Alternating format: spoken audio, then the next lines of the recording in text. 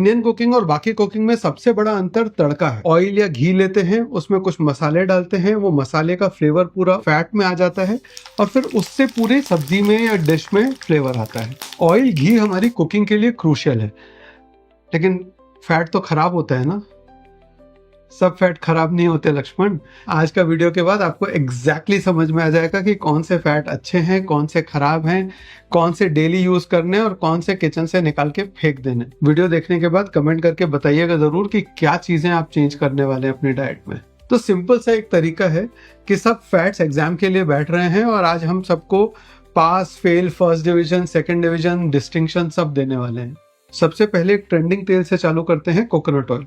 कुछ साल पहले तक केरला के बाहर खाना बनाने के लिए बहुत कम लोग यूज किया करते थे, लेकिन अभी इन्फ्लुएंसर्स का जमाना है, ये कीटो वगैरह की डाइट्स में ट्रेंड कर रहा है। इसमें लॉरिक एसिड होता है जो हमारी स्किन के लिए, इम्यूनिटी के लिए अच्छा है। इसमें MCTs होते हैं जो क्विक एनर्जी के लिए और डाइजेशन में हेल्प करने के लिए अच्छे होते हैं, लेकिन ये बेसिकली एक सैचुरेटेड ऑयल है, इसलिए इसका यूज बड़े लिमिटेड क्वांटिटी में करना चाहिए।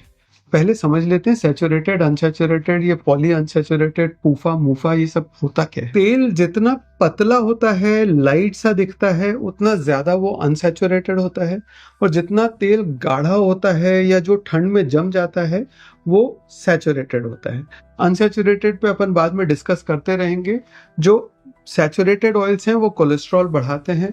गुड कोलेस्ट्रॉल होता है, बैड कोलेस्ट्रॉल होता है, ये लोग दोनों को बढ़ाते हैं। कोकोनट ऑयल का बहुत स्ट्रॉन्ग फ्लेवर होता है, वो किसी के लिए अच्छी चीज़ है, किसी के लिए खराब चीज़ है। तो अगर आप फ्लेवर एंजॉय करते हैं तो फ्लेवर एंजॉय करने के लिए स्मॉल क्वांटिटीज़ में यूज़ करिए। अगर आप स्मूदीज़ वगैरह में डाल रहे हैं तो स्मॉल क्वांटिटीज़ में उसमें भी यूज़ कर सकते हैं। इसमें डीप फ्राई करके खाना वो हमारी हार्ट हेल्थ के लिए बिल्कुल अच्छा नहीं है। ये पास हो रहा है लेकिन सेकंड डिवीजन में। आप सुपरमार्केट में ज्यादातर जो तेल देख रहे हो ना, वो ज्यादातर रिफाइंड ऑयल्स हैं। वो sunflower, soybean, rice bran, palm oil, ये सब अलग अलग तरह के तेल हैं जो किसी न किसी सीड से जनरली निकलते हैं और उसको फिर बाद में फैक्ट्री में हाईली प्रोसेस करके, रिफाइन करके और फिर हमको दिया जाता है। वो रिफाइनिंग प्रोसेस में बहुत हाई हीट जनरेट होती है, बहुत सारे इंडस्ट्रियल सॉल्वेंट्स यूज करते हैं, इसी वजह से उनका फ्लेवर जितना है वो निकल जाता है। उसमें जितने भी फैट सॉल्युबल विटामिन्स होते हैं वो निकल जाते हैं। बहुत सारे अच्छे पॉलीफिनॉल्स होते हैं ऑयल्स में जो हमारे हार्ट के लिए, हमारे इन्फ्लेमेशन को कम करने के लिए अच्छे होते हैं, वो सब निकल जाते हैं। ये हमारी हेल्थ के लिए बहुत अच्छे नहीं हैं अगर हम इनको ज़्यादा क्वांटिटी में खाएं। इससे इन्फ्लेमेशन बढ़ता है। इन्फ्लेमेशन के बारे में वीडियोस बने हुए हैं, नीचे डिस्क्रिप्शन में लिंक मिल जाएगा। इससे हमारे ओमेगा 3 और ओमेगा 6 में बैलेंस बिगड़ता है। अब ये समझते हैं ओमेगा 3 ओमेगा 6 क्या होता है। ओमेगा 3 एक तरह के ऑयल होते हैं जो ज्यादातर एनिमल ओरिजिन के होते हैं, लेकिन एक प्लांट ओरिजिन का भी मैं बताऊंगा थोड़ी देर में। तो ओमेगा 3 हमारी हार्ट हेल्थ के लिए अच्छा है। ओमेगा 6 और ओमेगा 3 का रेशियो एक मेंटेन होना चाहिए। 6 ज्यादा नहीं होना चाहिए, 3 ज्यादा होना चाहिए। तो इन ऑयल्स को अगर हम स्मॉल क्वांटिटीज में यूज करें तो ये न्यूट्रल है, मतलब हमारे लिए कोई बहुत अच्छे भी नहीं है और बहुत खराब भी नहीं है। तो तड़का वगैरह लगाने के लिए छोटे अमाउंट्स में इसको यूज कर सकते हैं। डीप फ्राइंग इन ऑयल्स में करके हम अपनी हेल्थ को थोड़ा सा खराब कर रहे हैं। तो ये पास हो जा रहे हैं क्योंकि ये स्मॉल अमाउंट्स में ओके हैं, लेकिन थर्ड डिवीजन में गिरते पड़ते पास हो रहे हैं। सीड ऑयल्स का ये एक स्पेशल केस है जो इंडिया में पंजाब से लेके बंगाल तक बहुत सारे कल्चर्स में स्टेपल डाइट है। वो है सरसों का तेल। इसमें ALA होता है जो हमारी हेल्थ के लिए अच्छा होता है, और प्लांट बेस्ड ओमेगा 3 इस तेल में मिलता है। इसका ओमेगा 6 ओमेगा 3 रेशियो भी बहुत अच्छा है। नॉर्थ अमेरिका और यूरोप में इसके ऊपर लेबल लगा रहता है कि इसको खाने के लिए यूज मत करो, सिर्फ बाहर लगाने के लिए यूज करो, क्योंकि इसमें एरोसिक एसिड होता है जो कुछ स्टडीज में हार्ट में फैट डिपॉजिट करता है। लेकिन इंडिया में बहुत स्टडीज हुई हैं, जिस तरह से हम सरसों के तेल को यूज करते हैं, उसको गर्म करके उसमें खाना बनाते हैं, तो इंडिया में एक्चुअली स्टडीज में प्रूव हुआ है कि हार्ट डिजीज इससे कम होती है। फिर भी अगर आपको डर लगता है तो कैनोला ऑयल यूज कर सकते हैं जो इसी का एक वर्जन है। तो कच्ची घानी का सरसों का तेल एक्चुअली डिस्टिंक्शन लेके पास हो रहा है। कच्ची घानी मतलब जो रिफाइंड नहीं किया हुआ है, जिसको कोल्ड प्रेस्ड ऑयल बोलते हैं, मतलब उसको बिना किसी हीट के सिर्फ सीड्स को दबा के तेल निकाला गया है और उस तेल को केमिकली प्रोसेस नहीं किया गया है। तो उसमें फ्लेवर बहुत स्ट्रांग होता है, लेकिन वो हमारी हेल्थ के लिए अच्छा होता है। कच्ची घानी का ही एक और एग्जांपल है मूंगफली का तेल, पीनट ऑयल। उसमें मोनो अनसैचुरेटेड फैट्स होते हैं, वो हमारे हार्ट के लिए अच्छे होते हैं। विटामिन ई और रेस्वेराट्रॉल होते हैं जो एक्चुअली एंटीऑक्सीडेंट्स हैं, जो अगेन हमको इन्फ्लेमेशन कम करके और हमारे हार्ट को प्रोटेक्ट करने में हेल्प करते हैं। इसमें इतना स्ट्रॉन्ग फ्लेवर नहीं होता है तो वर्सेटाइल होता है।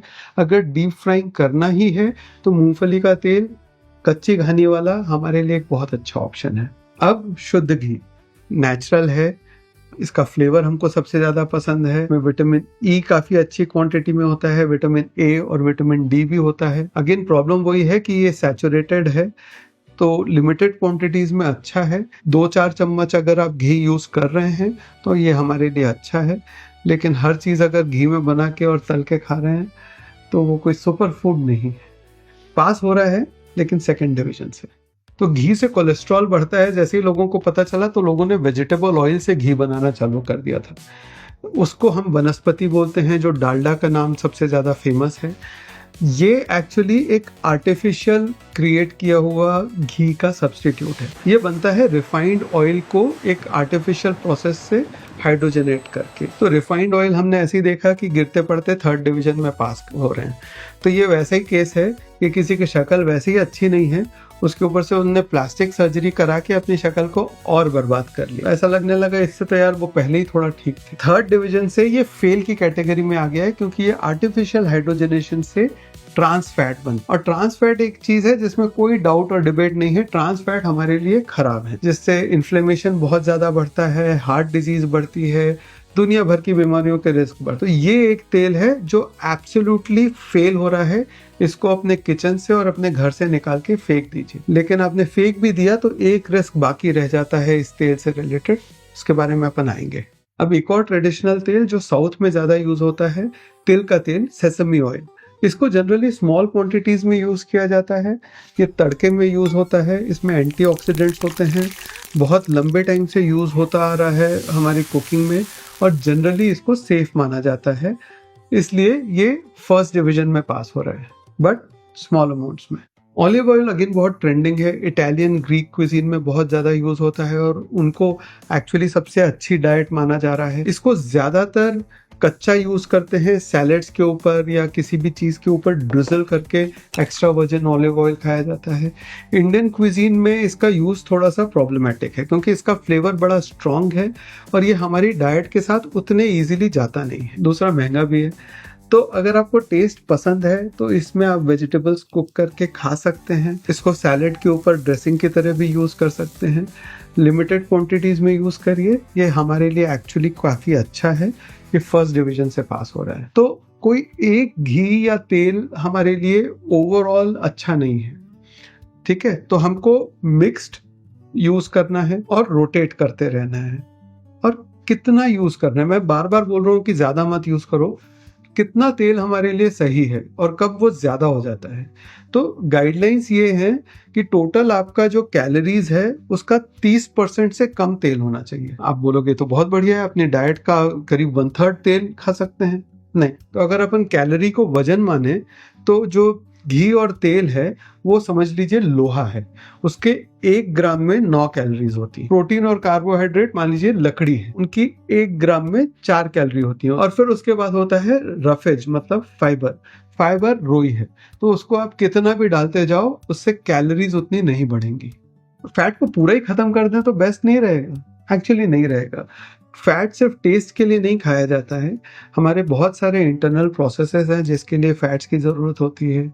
बहुत सारे हमारे हार्मोन्स, इंटरनल केमिकल्स हैं जो एक्चुअली फैट से बनते हैं। और उसका एक और फंक्शन भी है, हमारा पेट भरने में फैट मदद कर। तो अगर आपने कैलोरीज के हिसाब से इतनी शुगर और इतना घी लिया तो दोनों के कैलोरीज करीब करीब बराबर होंगी, लेकिन वो घी खाने के बाद आपको बहुत टाइम तक भूख नहीं लगेगी, जबकि वो शुगर खाने के बाद आपको बहुत जल्दी से भूख लग जाएगी। फाइबर और प्रोटीन सबसे ज्यादा होना चाहिए, उसके बाद फैट, और उसके बाद शुगर सबसे कम होने चाहिए। और मैंने वनस्पति को घर से निकालने का बोला था, लेकिन कई लोग वनस्पति को निकाल के उसको दोबारा घर में इन्वाइट कर लेते हैं बैकडोर से।